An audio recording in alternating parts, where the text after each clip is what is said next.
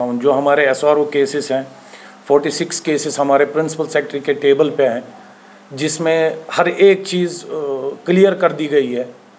अब उसको board of director में अप्रूव करना था। 46 फैमिलियाँ वेट कर रहे थे, जो उनके भाई बाप बेटे शहीद हो गए ऑन लाइन ऑफ ड्यूटी, तो उनके केसेस डिपार्टमेंट ने क्लियर करके प्रिंसिपल सेक्रेटरी के पास भेजे थे। लेकिन बदकिस्मती से उन्होंने नई एक रिव्यू कमेटी खड़ी की है, जिसमें अब 2 साल लगेंगे। तो मेरे वो भाई जो शहीद हो गए ड्यूटी पे, अपने डिपार्टमेंट को सर्वाइवल मोड पे लाने के लिए जो शहीद हो गए, उनकी फैमिलियां 2 साल और बैक करेंगी। अननेसेसरी, विदाउट एनी रीज़न इसको डिले किया गया। इस बात मैं अपने प्रिंसिपल सेक्रेटरी साहब से पूछना चाहता हूं, क्या वजह है जो एक आपका मजदूर, आपका सिपाही आपके फील्ड में लड़ रहा है, वो शहीद हो गया है, उसके जो राइट्स बनते हैं एज पर इंडियन कॉन्स्टिट्यूशन, उसे उस चीज़ से महरूम क्यों रखा जाता है? कोऑर्डिनेशन कमेटी एक आरटीआई भी फाइल करने वाली है इस चीज़ के खिलाफ। अगर हम मजदूरी भी हम करें, प्रेशर भी हम झेलें, सब कुछ हम करें, और जो हमारा हक बनता है मेरे मुल्क के कानून के हिसाब से, उससे भी मुझे महरूम रखा जाए, ये कहाँ का इंसाफ है? हमारे पीडीएल्स, जो कि आपको भी बखूबी पता है, पिछले 20 सालों से इस डिपार्टमेंट में काम कर रहे हैं, जबकि बाहर स्टेट्स हैं हमारे, उन पे मिनिमम वेज एक्ट के तहत उनको सैलरी दी जाती है, जो कि तकरीबन 27-28 हज़ार है। लेकिन मेरे कॉरपोरेशन के लोगों को 9,300 रुपये सैलरी मिलती है। आप भी समझ सकते हो कि मेरे पीडीएल कैसे सर्वाइव करेंगे 9,300 रुपये में। उनकी रेगुलराइजेशन क्यों नहीं हो रही है? ये चीज़ हम अपने प्रिंसिपल सेक्रेटरी साहब से पूछना चाहते हैं, हमारे एमडी साहब से पूछना चाहते हैं, हमारे चीफ इंजीनियर साहब से पूछना चाहते हैं, जो कि अभी करंट सिचुएशन में हमारे डिपार्टमेंट के हेड्स हैं, उनसे पूछना चाहते हैं कि वो क्या कर रहे हैं इस बाज़ाबादकारी के लिए। जो हमारे भाई काम कर रहे हैं, चाहे बर्फीला तूफान हो, सैलाब हो, कोई भी डिज़ास्टर हो, उसमें काम करते हैं। आलम तो ये है कि मेरे पीडीएल डेलीवेजर्स जो 2020 तक पूरी तनख्वाह लेते थे, उनको ये कह के उनकी सैलरी बंद की गई कि आप जी आफ्टर बैन हो। मैं ये पूछना चाहता हूं, उन पीडीएल्स को किसने अपॉइंट किया था आफ्टर बैन?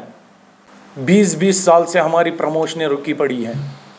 मेरे इंजीनियर हजरात आए दिन अपनी प्रमोशन के लिए बहुत कुछ मीडिया में कहते रहते हैं, लेकिन हमारी प्रमोशन उन हमारे बेहतरीन अफसरों के पास है जिन्होंने हमारी प्रमोशन 20-20 साल से नहीं होने दी। हर एक बहाना वो ढूंढते हैं हमारी प्रमोशन को रोकने के लिए, लेकिन काम हमसे पूरा लेंगे। हमारे 2.5 डे सैलरी है, उसके लिए वो रात दिन हमसे काम कराते हैं, जिसका ऑर्डर ये है कि संडे एंड हॉलीडे हम अवेल ना करें, तो उसके लिए हमें 2.5 डे सैलरी मिलती है। लेकिन वो अपने घर से, अपने दिल से एक कानून बनाते हैं, ये जी 24/7 आपकी ड्यूटी है। ये हिंदुस्तान के कानून में कहीं पे नहीं है कि 8 घंटे से ज़्यादा हमारी ड्यूटी हो। हम चाहते हैं कि इंजीनियर्स को इंजीनियर्स की तरह काम कराया जाए, उसको एक एडमिनिस्ट्रेशन से बाहर रखा जाए, उसे एज सिंपल जो भी इंजीनियरिंग प्रोजेक्ट है उसके लिए तैनात रखा जाए, जिससे ये एक ख़ानदानी राज बन गया है, जिसमें छोटे मुलाजिम काम कर रहे हैं, उनको कोई बेनिफिट, कोई चीज़ नहीं मिल रही है। यही गुजारिश रहेगी आपसे, जो भी अगली प्रेस कॉन्फ्रेंस होगी उसमें हम सारे प्रूफ्स विद प्रूफ्स, जितने भी काम हुए हैं, जो भी इश्यूज़ हैं हमारे डिपार्टमेंट के, किससे लॉस हो रहा है, क्या वजूहात हैं, वो लेके आएंगे। आज चूँकि जो हंगामी नवीयत की प्रेस कॉन्फ्रेंस यहाँ पे मुनक़्क़द की गई, ये Jammu Kashmir power employees coordination committee की तरफ से जो पूरे कश्मीर रीजन और जम्मू रीजन को कवर कर रही है, मुनक़्क़द की गई है, जिसमें हमारे 9-10 तंजीमें इसमें एक अमलगम की हैसियत से कोalition में हैं, जिसमें Jammu Kashmir electrical employees union है, उसके साथ साथ Jammu Kashmir technical employees federation, drivers association, Sikh electrical minority federation, reserve category power employees, central non gazetted electrical employees union, Kashmir electrical employees and workers association, clerical association, इन तंजीमों पे मुश्तमिल ये platform Jammu Kashmir power employees coordination committee के नाम पे है, और हमारा जो मुद्दा व मकसद है वो सरी तो नॉन पॉलिटिकल है, बल्कि in the interest of general employees as well as the corporations. क्योंकि हमारा यहाँ पे आने का जो मकसद इस वक्त है वो यही है कि इस वक्त आप देखते आ रहे हैं पिछले कई महीनों से एक गैर यकीनी सूरत हाल चल रही है पावर डेवलपमेंट डिपार्टमेंट में पावर पॉलिसीज़ को लेकर। चूँकि जम्मू कश्मीर कोऑर्डिनेशन कमेटी का यही एक मौक़िफ़ है कि जब पावर डेवलपमेंट डिपार्टमेंट अनबंडल हुआ 2019 में, उससे पहले तक डिपार्टमेंट की हैसियत एक थी और उसके बाद एक और हैसियत रूनुमा हुई।